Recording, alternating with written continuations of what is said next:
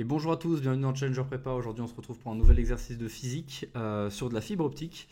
Donc, c'est de l'optique géométrique. C'est un classique qui tombe très souvent aux oraux, peu importe le concours. Et donc, on va regarder ça tout de suite aujourd'hui. Bonne vidéo!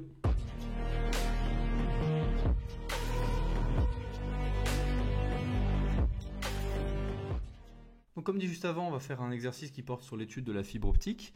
Donc ici, la fibre, elle se compose de telle sorte. Donc on a un cœur d'indice de réfringence N1, une gaine qui enroule le cœur d'indice de réfringence N2.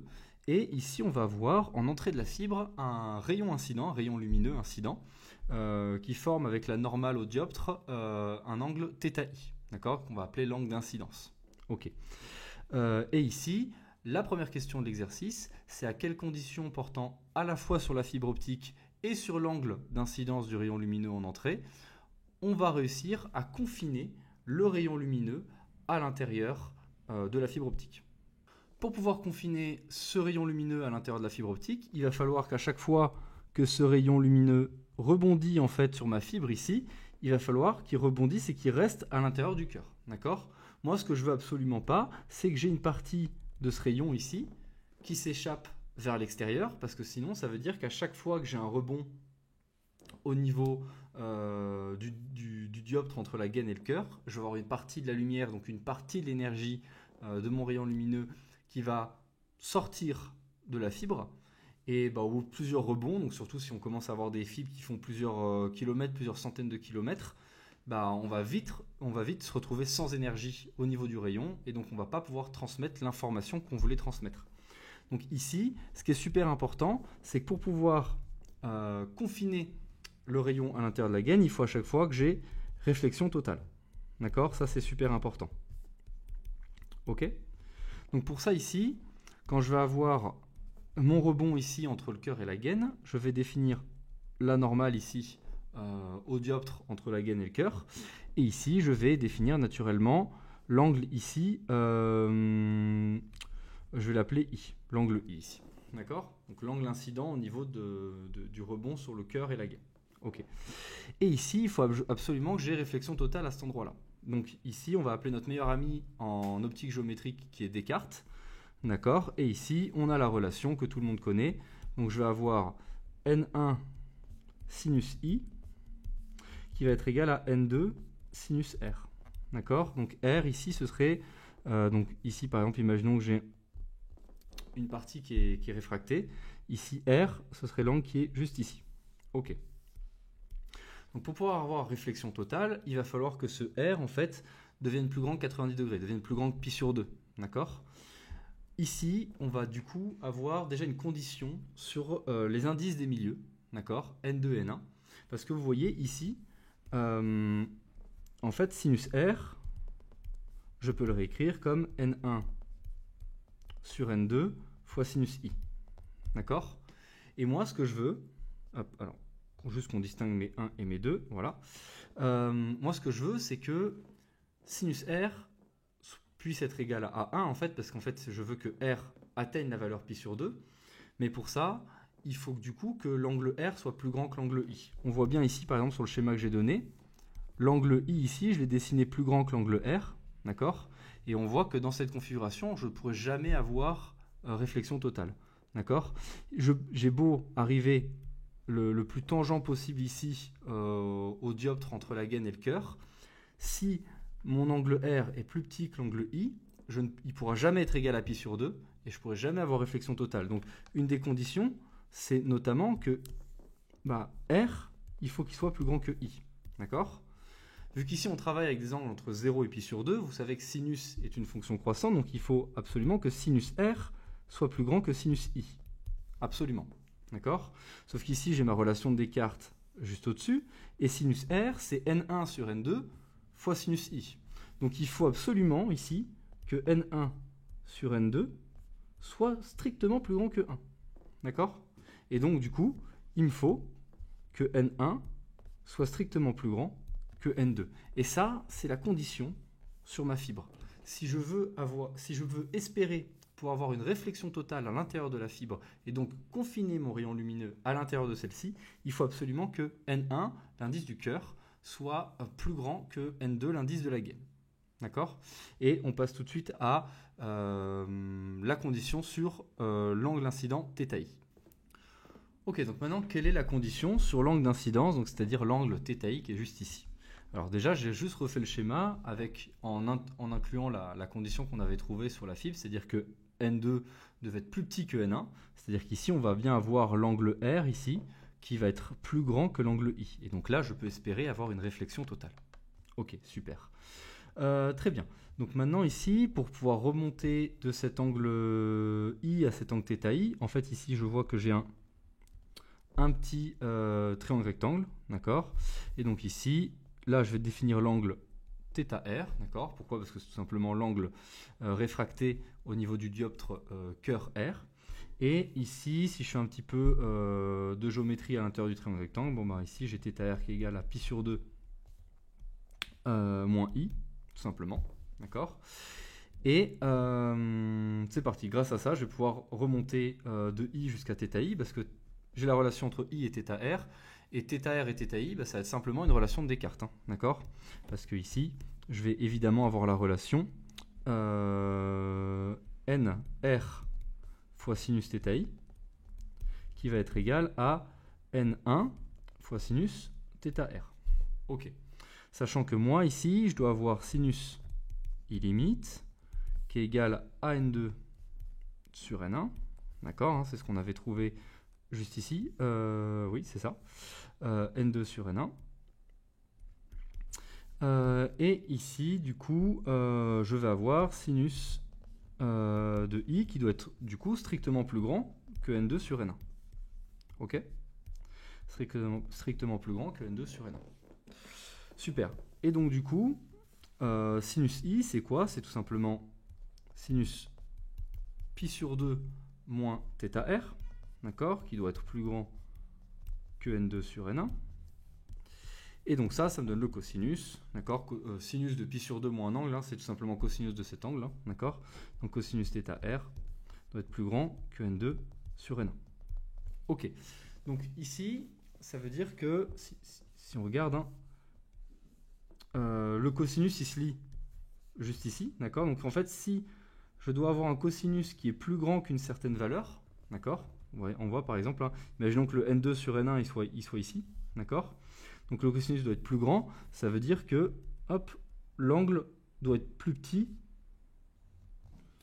qu'un θ max, θr max, ok.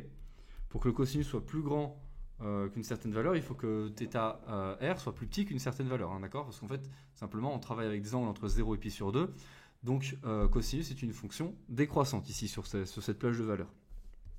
D'accord. Donc ici, je dois avoir du coup θr qui doit être inférieur à une certaine valeur θr max, d'accord, tout simplement. Et du coup, si j'injecte ça dans l'équation de Descartes qui est ici, donc entre θi et θr, en fait, bon, nr ça vaut 1, hein, tout simplement. Donc en fait, je dois avoir sinus θi qui doit être égal à n1 fois sinus θr qui doit être strictement inférieur à n1 sinus θr max. Ok, très bien, sauf que quand θr égale θr max, évidemment, i est égal à i limite. D'accord? Quand je suis à la limite maximum pour mon θr, je suis à la limite minimum pour mon i. Et donc, du coup, ici, je dois avoir tout simplement sinus θi qui doit être inférieur, strictement inférieur à n1 sinus de pi sur 2 moins i limite. D'accord? Donc encore une fois, avec un peu de trigo, le sinus devient cosinus. Hein, le sinus pi sur 2 moins i limite, ça devient tout simplement cosinus de i limite. Donc sinus θi doit être strictement plus petit que n1 cosinus de i limite. Très bien. Sauf qu'ici, moi, j'avais trouvé une relation sur sinus i limite, juste là. Je vais trouver une relation sur sinus i limite et pas sur cosinus i limite.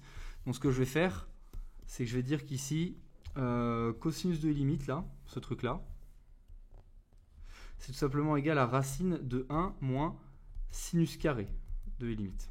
D'accord? J'utilise le fait que cosinus carré plus sinus carré, ça fait 1. D'accord? Peu importe la valeur de l'angle. Peu importe la valeur de l'angle qu'on prend, hein, le cosinus carré plus le sinus carré de cet angle, ça va valoir 1. Et donc du coup, je vais avoir, donc sinus I limite, c'était n2 sur n1. Donc sinus carré sera n2 carré sur n1 carré. Et donc du coup, je trouve que sinus θ i doit être strictement inférieur à n1 fois racine de 1 moins n2 au carré sur n1 au carré. Et voilà, pour cette première question, on a une condition sur la fibre qui était que n2 soit plus petit que n1, sinon je ne peux pas espérer avoir de réflexion totale. Et pour avoir bel et bien cette réflexion totale, il va y avoir évidemment une condition sur l'angle d'entrée, sur l'angle θi, et c'est cette condition-là qu'on a trouvée. Il faut que sinus θi soit plus petit que cette valeur-là. D'accord ? Très bien, on va passer à la deuxième question du coup. Ok, donc dans la question 2, on appelle ouverture numérique notée ON comme ceci. Donc c'est l'ouverture numérique. Le sinus de l'angle maximal permettant la propagation du rayon dans la fibre optique, donc c'est-à-dire ici le sinus θi, hein, d'accord, le sinus θi max surtout, d'accord. Et on demande de l'exprimer en fonction de n1, n2. Bon, c'est un peu déjà ce qu'on a fait dans la question précédente. Et en fonction de n1 et d'une variable delta, d'accord, qui vaut n1 au carré moins n2 au carré sur 2n1 au carré. Ok, il faut exprimer notre ouverture numérique. Donc notre ouverture numérique, hein, c'est rien d'autre que sinus de θi max. D'accord, hein. Ok. Bon, bah, pour l'expression en fonction de n1 et n2, bon, bah, c'est pas très compliqué, hein. Sinus θi max avec la question précédente, le résultat de la question précédente, hein, on voit tout de suite que c'est égal. Alors je vais juste rentrer le n1 dans la racine, ça va faire n1 au carré moins n2 au carré. D'accord? Et ici, on veut l'exprimer maintenant surtout en fonction de n1 et de delta. D'accord? Donc sûrement que c'est avec ce genre de grandeur que les opticiens travaillent, d'accord, lors des conceptions fibre optique. Donc ils aiment bien avoir ces deux grandeurs-là, donc on va le faire, hein, on sait l'énoncé qui nous le demande. Donc ici on voit delta c'est n1 carré moins n2 carré, donc en fait ici ça nous donne simplement du n1 fois racine 2, avec le 2 qui est là, ça va faire 2 delta ici, si je dis pas de bêtises. Voilà, si on remplace, les deux simplifient, ouais, nickel. Le n1 carré, je peux le sortir de la racine, ça simplifie que le n1 devant. Ok, nickel. Et on demande, je crois, une application numérique avec delta égale 10 moins 2, donc c'est bien à dimensionner, hein, et n1 égale 1,5. Ok. Bah ici, si on fait, bon, c'est juste une application numérique, hein, si on la fait, on trouve 12 degrés. D'accord ? Ok. Donc c'est-à-dire qu'ici, en fait, comment est-ce que je peux interpréter ça, hein ? Quand j'ai ma fibre, quand j'ai l'entrée de ma fibre qui est juste ici, hop, donc là j'ai la gaine et le cœur, hop. Si je veux pouvoir espérer que mon rayon lumineux il reste à l'intérieur, il reste bien confiné à l'intérieur de la fibre, il faut qu'il soit confiné dans cette sorte de cône ici, d'accord ? Hop. Ou ici, la demi-ouverture de ce cône, ce serait 12 degrés, d'accord ? Donc l'ouverture totale du cône, c'est 24 degrés du coup. Et tout rayon qui arriverait avec un angle d'incidence plus grand que cette valeur limite, donc en dehors du cône en fait, hein, d'accord ? Par exemple ce rayon-là, celui-là, je sais qu'il ne va pas traverser la fibre. Parce que pour ce rayon-là, il n'y aura pas réflexion totale. Et donc à chaque rebond qu'il va faire entre le cœur et la gaine, il va perdre de l'énergie. Et donc au bout de quelques rebonds, fatalement, il n'y aura plus rien. D'accord ? Donc on n'aura plus d'informations, plus d'énergie au bout de la fibre. Et les seuls rayons qui vont rester à la fin, ce seront les rayons qui seront compris à l'intérieur du cône. D'accord ? Qu'on peut appeler le cône d'admission, du coup. Cône d'admission de la fibre. Ok, nickel. Ok, bon, on va passer à la question 3. Ok, donc pour la question 3, on nous demande le temps que va mettre un rayon, le temps minimal que va mettre un rayon pour parcourir la fibre et le temps maximal que va mettre un rayon pour parcourir la fibre. Et on nous demande de faire l'application pour une fibre qui vaut 100 km, je crois. Je crois que c'est ça. 1 km, c'est 1 km. Donc on a la longueur de notre fibre ici, qu'on va noter grand L qui vaut 1 km, d'accord ? Et on va déjà exprimer le temps minimal mis par le rayon pour parcourir cette fibre et le temps maximal. Alors ici, donc, ça veut déjà dire que tous les rayons ne mettent pas le même temps à traverser la fibre. Et en même temps, c'est complètement normal. Alors tous les rayons vont bien à la même vitesse, hein, d'accord? Tous les rayons vont à la vitesse c, d'accord? Donc la vitesse de la lumière. Donc le seul moyen que différents rayons ne mettent pas le même temps pour parcourir la fibre, s'ils vont à la même vitesse, c'est qu'ils ne parcourent pas la même distance.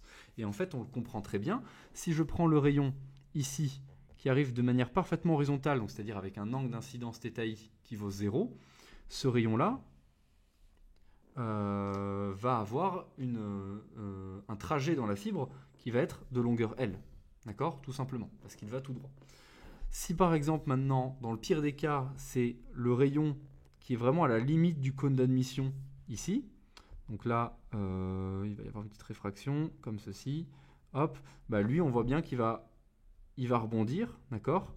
Et vu qu'il ne parcourt pas la fibre en ligne droite, il va avoir des rebonds, il ne va pas parcourir la même distance, d'accord? Il va parcourir un trajet qui est beaucoup plus long, d'accord? Et tout simplement ici, le temps minimum pour parcourir cette fibre, c'est tout simplement L sur C, hein, d'accord? Ok. La longueur de la fibre sur la vitesse de la lumière, d'accord? La vitesse du rayon. Et le temps maximum, ce sera tout simplement la distance maximum que peut parcourir un rayon tout en restant confiné à l'intérieur de la fibre, d'accord, sur C. Okay. Et donc tout l'objet de cette question, c'est de déterminer cette distance maximum. Et donc c'est là-dessus qu'on va s'atteler. Ok, donc comment fait-on pour déterminer cette distance maximum que va parcourir le rayon qui va être à la limite du cône, c'est-à-dire le rayon qui va mettre le plus de temps à parcourir toute la fibre. Alors ici, je renote ici, mais on a un angle ici, θr, d'accord? Et en fait, cet angle θr, on le retrouve un peu partout. On le retrouve notamment ici, d'accord? Ok. On le retrouve également ici, et on le retrouve également ici, d'accord? Ok, donc déjà ici, il y a une méthode très simple en fait pour calculer cette distance. Donc on ne va pas essayer de compter à savoir combien est-ce qu'il va y avoir de rebonds, etc. On s'en fiche de ça, d'accord? La méthode ici pour calculer la distance parcourue par ce rayon-là, elle est très simple. En fait, on va faire un dépliement de trajectoire. On va déplier la trajectoire. En fait, ici, ce qu'il faut remarquer, c'est que cette partie de rayon, ici, là, en fait, je peux venir la mettre en prolongement ici, comme ceci. D'accord? C'est strictement égal. Cette partie de rayon ici, hop, je peux venir la mettre ici. Hop, c'est toujours strictement égal, etc., etc. Donc ici, par exemple, celui-ci, là, hop, je peux venir le prolonger ici, hop, comme ceci.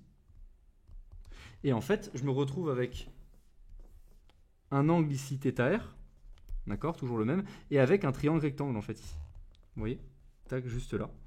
Et ce triangle rectangle, son hypoténuse, c'est bien ma longueur Dmax que je cherche. Et la longueur ici, donc si on prend l'angle θr, la longueur du côté adjacent, c'est tout simplement L. Et donc du coup, avec mes formules trigo, je sais que cosinus θr, c'est tout simplement L sur Dmax, d'accord? Et donc forcément, Dmax, c'est égal, alors c'est évidemment θr limite ici, parce que si je suis à Dmax, ça veut dire que je suis placé à la limite du cône, hein, d'accord? Dmax qui vaut L sur cosinus θr limite. Ok, ici on va pas laisser L sur cosinus θr limite, on va simplifier un petit peu, et notamment on va essayer de l'exprimer en fonction du delta, d'accord? Parce que là on a une valeur numérique en plus pour delta, donc on va pouvoir calculer cette distance maximale. Ok, donc ici, donc déjà cosinus θr limite, c'est tout simplement sinus i limite, d'accord, tout simplement. Ok, ce sinus i limite, j'avais dit que c'était n2 sur n1, c'était la relation qu'on avait trouvée à la question 1 ici. Donc en fait ici Dmax, c'est tout simplement égal à donc si sinus i limite c'est n2 sur n1, je vais vous retrouver avec n1L sur n2. D'accord? Ok, alors ici maintenant, comment est-ce qu'on pourrait faire apparaître delta? Alors delta, c'est égal à n1 carré moins n2 carré sur 2n1 carré. Ok, check. Donc ici, on va avoir 2 delta égale à 1 moins n2 carré sur n1 carré. Ok, et donc ici, ça me fait n2 sur n1 qui est égal à racine de 1 moins 2 delta. Ok, nickel. Super, très bien. Et donc du coup ici, moi j'ai pas n2 sur n1, j'ai n1 sur n2. Donc en fait ici, je vais avoir des max égal à L fois, donc du coup j'ai la racine au dénominateur, donc en fait j'ai 1 moins 2 delta exposant moins 1 demi, d'accord? Donc moins parce que c'est censé être au dénominateur et 1 demi parce qu'il y a la racine, d'accord? Ici on nous a donné la valeur numérique de delta, donc delta c'est égal à 10 moins 2, hein, d'accord? Mais c'est surtout en fait très très petit devant 1. Donc ici pour simplifier, hein, pour avoir une expression simple, je vais faire un développement limité et donc du coup ça va me donner des max égale L facteur de, donc ici le alpha il vaut moins 1,5, donc du coup ici je vais avoir facteur de 1 plus delta, tout simplement, d'accord? On n'a pas tout à fait fini la question 3. La question 3 nous demandait le delta t, donc la différence de temps entre le moment où le premier rayon arrive et le dernier rayon arrive. Donc évidemment ici, delta t, ça va être t max moins t min, hein, tout simplement, t max moins t min. Et donc du coup, ici ce sera 1 sur C, facteur de L, facteur de 1 plus delta, moins L. Donc en fait, ici, il va nous rester delta T égale à, donc les L se simplifient ici, il me reste L delta, check, L delta sur C. Ok? Voilà, tout simplement. Voilà l'expression du délai. En fait, c'est une sorte de délai entre le moment où le premier rayon arrive et le dernier rayon arrive. Si on fait rapidement une application numérique, en fait, ici, on trouve 50 nanosecondes. Hein, d'accord? Donc, évidemment, c'est très très court hein, parce que ici, le surplus de distance à parcourir, la lumière, vu qu'elle va très très vite, elle le fait très rapidement. Mais il y a quand même ce délai ici. D'accord? Et on va voir ce délai, il nous pose souci. Il nous pose souci et on va mettre en lumière le problème que comporte ce délai à travers la question 4. Pour la question 4, on demande ici quelles sont les conséquences de ce décalage sur la transmission d'une impulsion, donc une impulsion d'une durée quasiment nulle, hein, d'accord, donc on a un petit pic. Et quelle limite cela suppose sur le train d'émission des impulsions, d'accord, donc en fait sur le débit, d'accord. Quelle limite ce délai-là va nous imposer sur notre débit. Ok. Donc ici, dans la fibre optique, ce qu'on veut, c'est transmettre de l'information. D'accord? Donc par exemple, ici, je vais transmettre des impulsions, ici, avec un certain temps, ici, que je vais appeler temps bit. D'accord? Et à tous les temps bits, je vais envoyer une impulsion ou non. D'accord? Ça, c'est super important. Ok? J'envoie une impulsion ou non. Et par exemple, je peux dire, si j'envoie une impulsion, tu traduis ça par un 1. Si je n'envoie rien, tu traduis ça par un 0.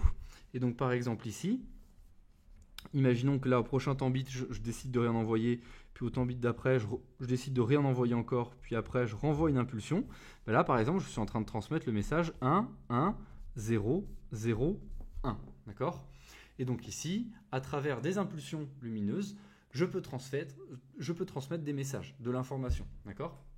Ok.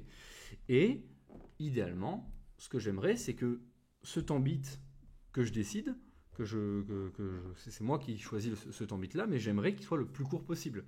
Pourquoi? Parce que tout simplement, plus ce temps bit est court, plus je suis capable de transmettre d'informations par unité de temps. D'accord? Donc le cœur du combat ici, c'est d'avoir le temps bit le plus faible possible. Ok. Et donc du coup, quel impact le délai entre le premier rayon de l'impulsion qui part et le dernier rayon de l'impulsion qui arrive, donc tout simplement parce qu'ils ne traversent pas le même chemin et du coup la même distance, quel est l'impact de ce délai sur mon temps bit? Bien ici, c'est super important qu'on n'ait pas de chevauchement de l'information. Imaginons ici, sur ce premier temps bit, ok, imaginons que je prenne un temps bit ici, je veux le prendre le plus petit possible, d'accord, vraiment un temps bit très très court. Et du coup, bah, naturellement, si je réduis mon temps bit de plus en plus, il y a un moment où, par exemple, ce temps bit, bah, je vais dire qu'il va être plus petit que delta t, ce délai ici, d'accord. C'est-à-dire qu'ici, j'envoie une première impulsion laser, une première impulsion lumineuse à l'intérieur de ma fibre, et ici, je vais avoir la zone rouge là que je suis en train de dessiner, c'est le temps que va mettre tous les rayons à arriver, d'accord. Ça, c'est le delta t. Ok. Ça, c'est le delta t. On voit le premier rayon, bon, en supposant qu'il arrive quasiment instantanément, ok. Et ici, le décalage avec le dernier rayon, ça va être de 50 nanosecondes. Mais si ici le temps bit est plus petit, bah forcément ici, je vais avoir un chevauchement en fait de l'information. Parce que sur la prochaine impulsion, ça va avoir cette tête-là. Et ici, on voit bien que j'ai un chevauchement de l'information. J'ai des rayons qui arrivent en même temps que d'autres, sauf que il y a certains rayons qui proviennent de la première impulsion, et il y a certains rayons qui proviennent de la deuxième impulsion. En fait, je peux avoir une superposition entre les rayons les plus rapides de la deuxième impulsion et les rayons les plus lents de la première, si je choisis un temps bit qui est trop court, notamment un temps bit qui est plus petit que delta t. Et ça, c'est problématique. D'accord ? Ça, c'est problématique parce que ici, on ne voit pas trop encore le problème parce que je voulais transmettre un 1 puis un 1. Donc de toute façon, je veux qu'il y ait de la lumière qui arrive sur le capteur qui est à l'autre bout de la fibre parce que je veux transmettre un 1. Mais on voit qu'il y a un problème, notamment quand j'ai un 1 suivi d'un 0. D'accord ? Parce qu'ici, à partir de là, moi j'aimerais bien que le capteur ne reçoive pas de lumière parce que j'ai envie de transmettre ce 0. Sauf qu'à ce moment-là, on voit qu'il y a encore des rayons qui arrivent. Et ces rayons qui arrivent, ils viennent... C'est les rayons en fait les plus en retard de la deuxième impulsion. Mais moi, pour mon troisième temps bit, j'aurais voulu qu'il n'y ait pas de lumière qui arrive sur mon capteur, parce que j'ai envie de transmettre le 0. Sauf que lui, le capteur, il ne peut pas faire la différence entre est-ce que ça c'est un rayon qui vient de la première impulsion, de la deuxième, de la troisième. Lui, il voit juste un rayon, d'accord ? Lui, il voit juste un rayon, donc pour lui, il y a de la lumière, donc il va mettre 1, d'accord ? Je vais avoir codé un 1 au niveau du récepteur. D'accord ? Alors je voulais transmettre un 0. Et donc ça, c'est problématique. Et donc pour ne pas avoir ce chevauchement de l'information, je suis obligé, ici, de ne pas avoir de pas me placer dans ce cas-là, c'est-à-dire un temps bit plus petit que delta t, et d'avoir un temps bit qui doit être plus grand que delta t. Comme ça, ici, je n'aurai pas de chevauchement de l'information. Par exemple, ici, imaginons, voilà, donc ça, c'est mes temps bits. Et ici, imaginons que delta t soit plus petit. Bah, en fait, si j'envoie une impulsion ici, voilà la plage temporelle sur laquelle le récepteur va recevoir de la lumière. Et ici, je n'ai absolument pas de chevauchement de l'information. Et si, donc là, je transmets un 1. Et si, sur le prochain temps bit, je voulais transmettre un 0, eh bien, au moment où c'est important de ne pas recevoir de lumière, je n'aurai pas de rayons qui vont provenir de la première impulsion parce qu'ils sont déjà tous arrivés. Parce que je vais laisser le temps, en fait, j'ai tout simplement laissé le temps à tous ces rayons d'arriver. Mais du coup, je suis obligé de prendre un temps bit plus grand que ce delta t. Et si j'augmente le temps bit, je diminue le débit, d'accord ? Parce que le débit d'information, le débit, c'est simplement 1 sur t bits, d'accord ? Si le débit, je le définis comme le nombre de bits que j'arrive à transmettre par unité de temps, j'ai bien cette relation-là. Et donc, plus j'augmente le temps bit, plus je réduis mon débit, d'accord ? Et donc, il est très important d'avoir un delta t le plus faible possible. Alors, comment est-ce qu'on a un delta t le plus faible possible ? Déjà, on va juste checker l'expression de delta t pour voir sur quoi on peut jouer. Bon, c'est la vitesse de la lumière, on ne peut pas jouer dessus. La longueur de la fibre, elle est ce qu'elle est. Si je veux relier deux continents, si je veux relier telle partie de territoire à telle partie de territoire, la distance, elle est fixée par les emplacements que je veux relier pour qu'ils puissent communiquer entre eux. Donc ça, la longueur de la fibre, je ne peux pas trop jouer dessus. Ce sur quoi je peux jouer dessus, c'est delta. D'accord ? C'est delta ici. Et donc, c'est sur en fait, les angles de réfringence N1 et N2. D'accord ? Donc, on pourrait se dire ici, ok, moi, je vais avoir le temps bit le plus petit possible. Donc, je vais avoir le delta t, je veux le diminuer autant que possible. Donc, je vais prendre mon delta et je vais le diminuer autant que possible. Ok. Sauf que si je fais ça, en fait, θ limite va être θ I limite là, il va être diminué également. Vous voyez ici, alors je sais, si on remonte, voilà, ici, on voit que sinus θ I max, ici, c'est égal à N1 racine de 2 delta. Donc c'est-à-dire qu'en tant que fonction de delta, c'est une fonction qui est croissante. Donc plus je diminue delta, plus je vais diminuer le cône d'admission.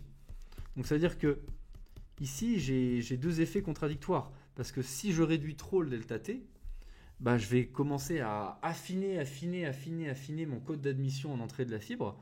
Et bon, bah, au bout d'un moment, il faut quand même qu'il y ait de l'énergie qui passe. Donc il faut quand même que j'ai une certaine énergie qui soit admise et qui va pouvoir rester à l'intérieur de ma fibre tout au long du trajet.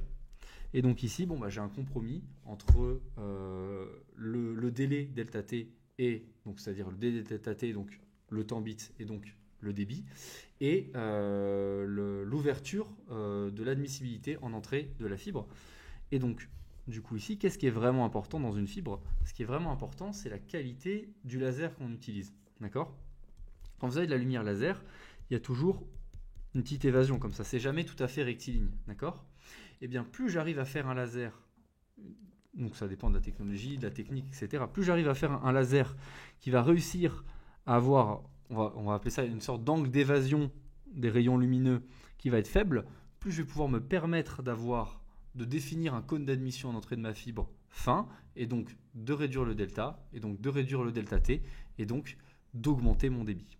Donc ici, en fait, l'un des principaux facteurs sur le débit d'une fibre, c'est la qualité des lasers qu'on utilise. D'accord?